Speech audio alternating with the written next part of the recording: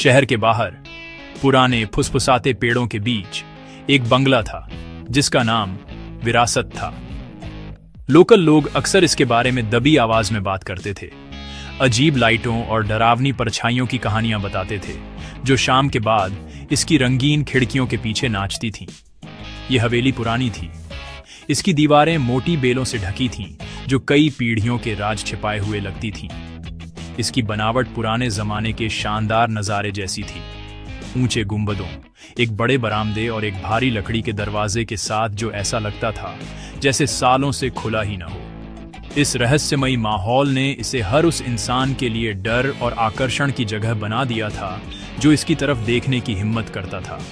जो बगीचा कभी करीने से सजा हुआ था वो अब एक खूबसूरत जंगल बन गया था, जहां जंगली फूल भूली हुई मूर्तियों के बीच आजादी से उगते थे। इस शानदार लेकिन डरावनी जगह का अकेला रहने वाला प्रोफेसर आनंद थे, एक रिटायर्ड मैथमेटिक्स प्रोफेसर। वो ऐसे इंसान थे जिन्हें लोगों के बजाय नंबर्स और लॉजिक की कंपनी में ज्यादा सुकून मिलता था। उनकी जिंदगी एकांत और दिमागी कामों की एक शांत सिम्फनी थी। उन्होंने दशकों तक पढ़ाया था, लेकिन उनका असली जुनून दुर्लभ कला इकट्ठा करने और जटिल पहेलियां बनाने में था। उनके कलेक्शन की कहानियां मशहूर थीं। अफवाह थी कि इसमें दुनिया भर से कीमती चीजें थीं। हर पीस की अपनी कहानी और अपना रहस्य था। शहर में लोग फुसफुसाते थे कि प्रोफेसर अपने कलेक्शन को ताले और अलार्म से नहीं, बल्कि इतनी जटिल पहेलियों से बचाते थे कि उन्हें केवल उन्हीं की तरह तेज दिमाग वाला कोई इंसान ही हल कर सकता था। प्रोफेसर आनंद का बंगला सिर्फ एक घर नहीं था, ये उनके जीवन के काम और जुनून का एक म्यूजियम था। हर कमरा मैथमेटिक्स, हिस्ट्री और आर्ट की किताबों से भरा था। दीवारों पर ऐसी पेंटिंग्स लगी थीं जो ऐसा लगता था जैसे आप चलते समय आपको देख रही हैं। उनकी रंगत हल्की रोशनी में भी चमकीली थी। हालांकि उनकी सबसे कीमती चीजें छिपाई हुई थीं, दुनिया की नजरों से दूर। उनका मानना था कि कला की असली कीमत उसके पैसों में नहीं थी, बल्कि उन कहानियों में थी जो वो बताती थी और उन भावनाओं में थी जो वो जगाती थी। वो अक्सर अपनी शामें अपने स्टडी में बिताते थे, हाथ में चाय का कप लिए। अपने प्यारे खजानों की हिफाजत के लिए नई पहेलियां बनाते थे। उनके होठों पर एक मुस्कान रहती थी। प्रोफेसर साधारण आदतों वाले इंसान थे। वो एक मितव्ययी जीवन जीते थे, बावजूद इसके कि उनके पास बहुत पैसा था। उन्हें भौतिक चीज़ों में खुशी नहीं मिलती थी, बल्कि खोज की प्रक्रिया और एक अच्छी बनी हुई समस्या की खूबसूरती में मिलती थी। उनके पड़ोसी उन्हें शायद ही कभी देखते थे, और जब देखते थे तो वो एक हल्की सी सिर हिलाते थे और एक छोटी सी विचारशील मुस्कान देते थे, इससे पहले कि वो अपनी लॉजिक और आर्ट की दुनिया में वापस चले जाते थे। इस एकांत स्वभाव ने उनके और उनके बंगले के आसपास के रहस्य को और बढ़ा दिया। विरासत और उसके सनकी मालिक की किंवदंती हर बीतते साल के साथ बढ़ती गई। एक साजिश की सही कहानी किसी का इंतजार कर रही थी कि वो इसके रहस्यों को सुलझाने की कोशिश करे। शहर के अंधेरे इलाकों में प्रोफेसर आनंद की शांत दुनिया से दूर एक प्लान बन रहा था। चोरों की एक तिकड़ी, हर एक के पास अपनी खास स्किल थी। उन्होंने विरासत के मशहूर खजानों पर अपनी नजरें टिका दी थीं। ग्रुप का लीडर करण था, एक चालाक और होशियार प्लानर। वो मास्टरमाइंड था जिसने हफ्तों तक जानकारी इकट्ठा की, ब्लूप्रिंट्स का अध्ययन किया और टारगेट पहचाने। करण अपने बारीक ध्यान के लिए जाना जाता था। उसका मानना था कि एक सफल चोरी 90% प्लानिंग और केवल 10% एग्जीक्यूशन है। उसने प्रोफेसर के कलेक्शन के बारे में फुसफुसाहटें सुनी थीं और इसे सबसे बड़ी चुनौती के रूप में देखा, एक ऐसा स्कोर जो उन्हें उनकी दुनिया में लेजेंड्स बना देगा। करण का दाहिना हाथ सलीम था, एक फुर्तीला और तेज तर्रार एक्रोबैट। सलीम किसी भी बंद दरवाजे या ऊंची दीवार की कुंजी था।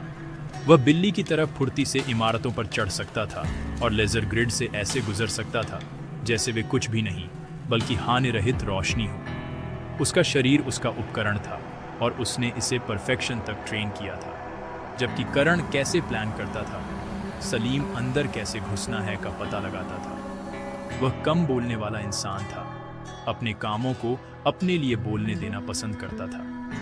विरासत की पुरानी बनावट और अफवाह वाली सुरक्षा प्रणालियों की चुनौती ने उसे उत्साहित किया, जिससे उसे अपनी शारीरिक क्षमताओं और साहस की सीमाओं को परखने का मौका मिला। तिकड़ी का तीसरा सदस्य राजू था, टेक विजर्ड और सेफ क्रैकर। राजू तीनों में सबसे छोटा था, गैजेट्स और इलेक्ट्रॉनिक तालों में एक जीनियस। वह अपने लैपटॉप से मॉडर्न सुरक्षा प्रणालियों को बाईपास कर सकता था और कुछ ही मिनटों में जटिल डिजिटल सेफ को तोड़ सकता था। हालांकि वह मौजूदा सदी की टेक्नोलॉजी से निपटने का आदी था। पुराने जमाने की यांत्रिक पहेलियों और पहेलियों से सुरक्षित तिजोरी का विचार उसके लिए एक नई और दिलचस्प समस्या था। उसे किसी भी पहेली को हल करने की अपनी क्षमता पर भरोसा था, लेकिन प्रोफेसर आनंद की चतुराई की कहानियों ने उसे टीम के लिए अपनी योग्यता साबित करने के लिए घबराया हुआ और उत्सुक दोनों बना दिए। उनकी योजना सरल थी, फिर भी साहसिक थी। वे एक चांद रहित रात को बंगले में घुसपैठ करेंगे, अंधेरे के कवर और हवेली की डरावनी प्रतिष्ठा का फायदा उठाएंगे। करण ने पूरी प्रॉपर्टी का नक्शा बना लिया था, एंट्री के सबसे कमजोर पॉइंट्स की पहचान कर ली थी। सलीम उन्हें बिना कोई आवाज किए अंदर ले जाने की जिम्मेदारी संभालेगा, अपनी एक्रोबैटिक स्किल्स से पुरानी बनावट को नेविगेट करेगा। एक बार अंदर आने के बाद राजू आगे बढ़ेगा। उसका काम लेजेंडरी तिजोरी का पता लगाना और उसे तोड़ना होगा। उनका मानना था कि उनकी संयुक्त स्किल्स एक रिटायर्ड बूढ़े प्रोफेसर और उनकी धूल भरी पहेलियों के लिए काफी थी। वे उन दौलतों का सपना देख रहे थे जो उनका इंतजार कर रही थी।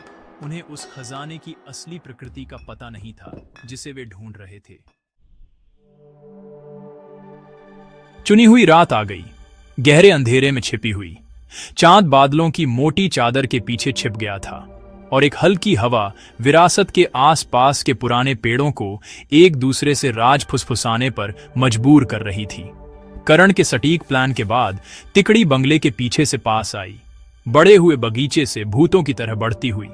सलीम अपनी सहजता से एक टूटी हुई पत्थर की दीवार पर चढ़ गया और बाकी दोनों के लिए एक रस्सी सुरक्षित कर दी। वे चुपचाप नरम घास पर उतरे। उनके दिल डर और एड्रेनालाइन के मिश्रण से धड़क रहे थे। हवेली उनके सामने खड़ी थी। उसकी अंधेरी खिड़कियां ऐसी थीं जैसे खाली आंखें उनकी हर हरकत को देख रही हों। हवा नम मिट्टी और सड़ी हुई पत्तियों की गंध से भारी थी। एक बार परिधि के अंदर सलीम उन्हें ग्राउंड फ्लोर पर एक छोटी भूली हुई खिड़की पर ले गया। यह पुरानी थी और ताला जंग लगा हुआ था। उसकी विशेषज्ञता वाले किसी व्यक्ति के लिए एक साधारण चुनौती। एक हल्की क्लिक के साथ खिड़की खुल गई और एक एक करके वे बंगले के अंधेरे में फिसल गए। अंदर की हवा शांत और ठंडी थी, जिसमें पुरानी किताबों और पॉलिश की हुई लकड़ी की हल्की गंध थी। जैसे ही उनकी आंखें अंधेरे से अभ्यस्त हुईं, अंदरूनी हिस्से का भव्य पैमाना सामने आ गया। चांद की रोशनी लंबी खिड़कियों से हल्की हल्की आ रही थी, जिससे लंबी डरावनी परछाइयां पड़ रही थीं, जो विशाल हॉल के कोनों में नाचती और घूमती हुई लग रही थीं। फर्श की हर कराहट गहरी खामोशी में बंदूक की गोली की तरह गूंज रही थी। अंदर का माहौल बेचैन करने वाला था। यह घर जैसा नहीं लग रहा था, बल्कि एक ऐसी जगह थी जो समय में रुक गई थी। वे एक लंबे गलियारे से सावधानी से आगे बढ़े, जिसकी दीवारें गंभीर चेहरे वाले पूर्वजों के चित्रों से भरी थीं, जिनकी आंखें उनका पीछा करती हुई लगती थीं। राजू, जो आमतौर पर अपनी टेक्नोलॉजी पर इतना आत्मविश्वास रखता था, अपने टूल बैग को कसकर पकड़ा हुआ था। उसका आत्मविश्वास हर कदम के साथ फीका पड़ता जा रहा था। हवेली खुद एक जीवित इकाई की तरह महसूस हो रही थी। उनके चारों ओर धीरे धीरे सांस ले रही थी। वे एक दूर के कमरे से एक दादा घड़ी की हल्की टिक टिक सुन सकते थे। हर टिक उनके अतिक्रमण के एक पल को चिह्नित कर रही थी। करण ने उन्हें केंद्रित रखा, उन्हें प्रोफेसर के स्टडी की ओर इशारा करते हुए, जिसके बारे में उसके रिसर्च से पता चला था कि यह तिजोरी का सबसे संभावित स्थान था। आखिरकार वे स्टडी तक पहुंचे। दरवाजा थोड़ा खुला था, जैसे उन्हें अंदर बुला रहा हो। कमरा वैसा ही था जैसा कहानियों में बताया गया था, फर्श से छत तक किताबों से भरा हुआ। एक बड़ा ऑक डेस्क बीच में रखा था और उसके पीछे एक बुक शेल्फ के हिस्से के रूप में चतुराई से छिपा हुआ एक बड़ी दमदार दिखने वाली स्टील की तिजोरी थी। ये एक पुराना मॉडल था जिसके बीच में एक बड़ा जटिल कॉम्बिनेशन डायल था। इसमें कोई कीपैड या इलेक्ट्रॉनिक सेंसर नहीं थे, केवल एक डायल था जिसमें नंबर और अजीबोगरीब सिंबल थे। राजू का दिल थोड़ा डूब गया। ये दिमाग की चुनौती थी, टेक्नोलॉजी की नहीं। विरासत की पहेली सचमुच शुरू हो गई थी। उस विशाल तिजोरी को देखकर तिकड़ी को एहसास हुआ कि यह कोई साधारण ताला नहीं था। डायल के ऊपर एक शिलालेख खुदा हुआ था, जहां संख्याएं नाचती हैं और कला कुंजी रखती है, मेरा सबसे बड़ा खजाना तुम देखोगे। वहां से शुरू करो जहां मेरे जीवन का जुनून जागा, और रात में क्रम का पालन करो। करण तुरंत समझ गया कि यह प्रोफेसर की पहेली का पहला हिस्सा था। उन्हें स्टडी के अंदर छिपे सुरागों को खोजना था, ऐसे सुराग जो कॉम्बिनेशन का खुलासा करेंगे। उसने सलीम और राजू को कमरे को ध्यान से खोजने का निर्देश दिया, लेकिन बिना कुछ डिस्टर्ब किए। उन्हें प्रोफेसर की तरह सोचना था, उनके गणित और कला के प्यार को समझना था। उनकी खोज शुरू हुई। सलीम ने अपनी तेज नजरों से दीवारों पर लगी पेंटिंग्स को स्कैन किया, जबकि राजू ने अलमारियों पर लगी अनगिनत किताबों की जांच की। कई तनावपूर्ण मिनटों के बाद सलीम को एक खास पेंटिंग में कुछ अजीब लगा। इसमें एक शांत झील पर एक खूबसूरत सूर्यास्त दिखाया गया था, लेकिन कोने में लगभग ब्रश स्ट्रोक्स में छिपा हुआ एक छोटा हाथ से पेंट किया हुआ नंबर था, 17। उसने करण को इशारा किया, जिसने ध्यान से सिर हिलाया। प्रोफेसर का जुनून, क्या उन्होंने पेंट किया था? उसने जोर से सोचा। राजू ने इस बीच एक शेल्फ से एक मोटी चमड़े की बाउंड किताब निकाली। यह एक प्रसिद्ध गणित पाठ का पहला संस्करण था। अंदर एक फीका बुकमार्क था जिसमें संख्याओं का एक क्रम था, 3, 5, 8, 13। करण ने सुरागों को एक साथ जोड़ा, पेंटिंग से नंबर 17 और किताब से क्रम। यह फिबोनाची अनुक्रम है, राजू फुसफुसाया। उसकी आंखें समझ से चमक उठी। हर संख्या पिछली दो संख्याओं का योग है। 13 के बाद अगली संख्या 21 होनी चाहिए। करण ने शिलालेख पर फिर से विचार किया। वहां से शुरू करो जहां मेरे जीवन का जुनून जागा, उसने दोहराया। उसने कमरे में देखा और उसकी नजर प्रोफेसर के डेस्क पर एक फ्रेम की हुई तस्वीर पर पड़ी। ये एक बहुत छोटे प्रोफेसर आनंद की तस्वीर थी, जो अपनी पहली कक्षा के सामने गर्व से खड़े थे। दरवाजे पर कमरे का नंबर साफ दिख रहा था, 2B। पहेली के टुकड़े एक एक करके अपनी जगह पर आने लगे। ये सिर्फ एक नंबर नहीं, करण ने पूछा। ये सुरागों का एक संयोजन है। उसने तर्क किया कि पेंटिंग से नंबर 17 कोड का पहला हिस्सा था। फिबोनाची अनुक्रम में अगली संख्या 21 दूसरा था, और कक्षा का नंबर 2B। पुराने कंप्यूटिंग में इस्तेमाल होने वाले हेक्साडेसिमल सिस्टम में B 11 संख्या का प्रतिनिधित्व करता है।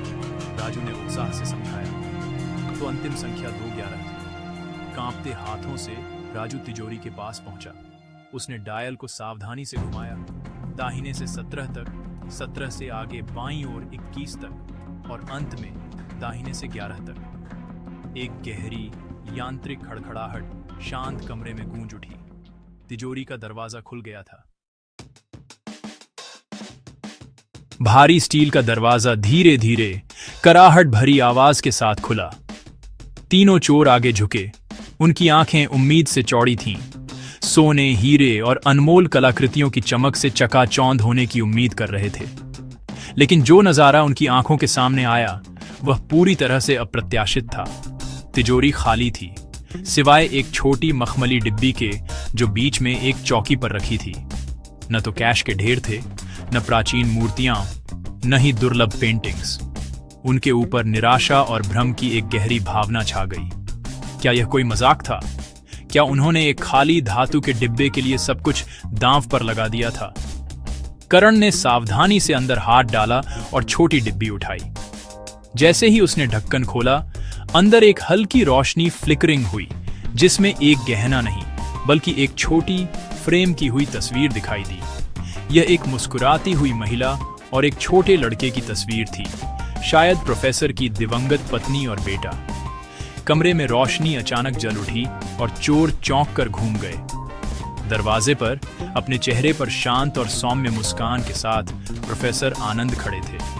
वह न तो गुस्से में थे और न ही डरे हुए थे। उन्होंने उन्हें समझदारी, लगभग दया की अभिव्यक्ति के साथ देखा। आपने मेरी पहेली सुलझा ली, उन्होंने कहा। उनकी आवाज नरम लेकिन साफ थी। बहुत कम लोग ऐसा कर पाए हैं। लेकिन आप गलत तरह के खजाने की तलाश कर रहे हैं। करण, सलीम और राजू अपनी जगह पर जम गए, पकड़े गए और हार मान ली। उन्हें चिल्लाने, पुलिस को बुलाने की उम्मीद थी, लेकिन प्रोफेसर बस खुली तिजोरी के पास चले गए। सालों से लोगों का मानना है कि मैं यहाँ भौतिक धन छिपाता हूँ, उन्होंने समझाया, खाली जगह की ओर इशारा करते हुए। लेकिन मेरे असली खजाने को तिजोरी में बंद नहीं किया जा सकता। उन्होंने मखमली डिब्बी उठाई और उन्हें तस्वीर को और साफ दिखाने के लिए पकड़ा। ये मेरी सबसे अनमोल संपत्ति है, मेरे परिवार की याद, उन्होंने मुझे जो प्यार दिया।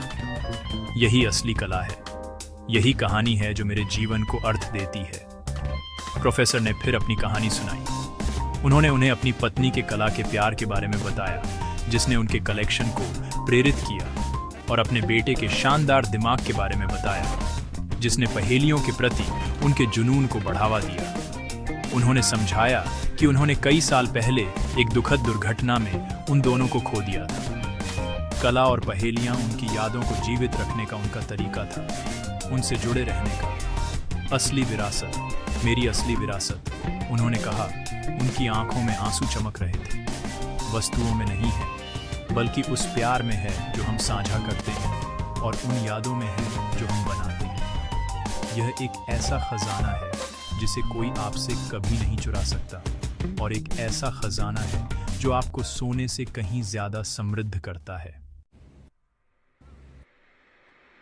प्रोफेसर के शब्द हवा में लटके थे, भावनाओं और गहरे सच से भरे हुए। तीनों चोर, जो लालच से भरे दिल के साथ बंगले में घुसे थे, अब खामोशी में खड़े थे। उनका भव्य प्लान पूरी तरह से भुला दिया गया था। उन्होंने तस्वीर को देखा, उस एक पल में कैद सच्चे प्यार को देखा, और फिर बूढ़े प्रोफेसर को देखा, जिनका चेहरा दुख और शांति दोनों का नक्शा था।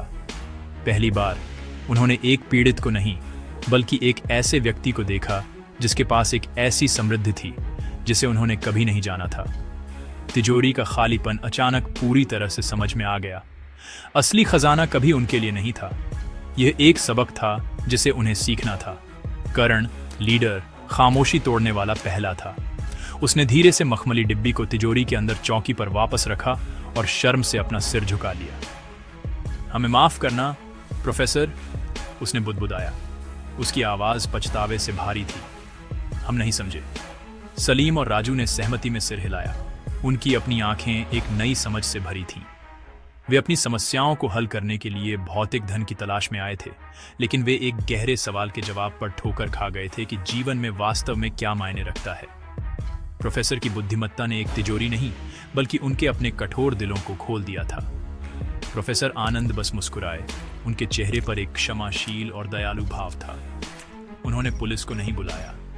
इसके बजाय वह अपनी डेस्क पर चले गए और 4 कप चाय डाली। उन्होंने उनमें से हर एक को एक एक कप दिया। हर इंसान गलतियां करता है, उन्होंने धीरे से कहा। महत्वपूर्ण बात यह है कि हम उनसे क्या सीखते हैं। शायद आज रात आपके मुझसे चोरी करने के बारे में नहीं थी, बल्कि आपके कुछ ऐसा खोजने के बारे में थी जो आपने खो दिया था। उन्होंने उनसे 1 घंटे से ज्यादा बात की। उन्हें अपनी घुसपैठियों के प्रति एक पीड़ित के रूप में नहीं, बल्कि अपने छात्रों के प्रति एक शिक्षक के रूप में। उन्होंने और कहानियां साझा की, उनके अपने संघर्षों को सुना और उन्हें एक अलग रास्ते की झलक दी। जैसे ही सुबह की पहली किरणें आसमान को रंगने लगी, तीनों आदमी विरासत से चले गए, लेकिन वे वही लोग नहीं थे जो अंदर घुसे थे। उन्होंने अपने औजार, अपनी योजनाएं और अपने पुराने जीवन पीछे छोड़ दिए। प्रोफेसर के सबक ने उन्हें एक नया दृष्टिकोण दिया था। उन्हें एहसास हुआ कि उनके जीवन में जो खालीपन था, उसे चोरी के सामान से नहीं भरा जा सकता था। सच्चा खजाना सार्थक संबंध बनाने, खुशहाल यादें बनाने और उद्देश्यपूर्ण जीवन जीने में था। अंधेरे बंगले के रहस्य भूतों और छिपे हुए सोने के नहीं थे, बल्कि प्यार, नुकसान और इस शाश्वत सत्य के थे कि जीवन में सबसे कीमती चीजें नहीं होती।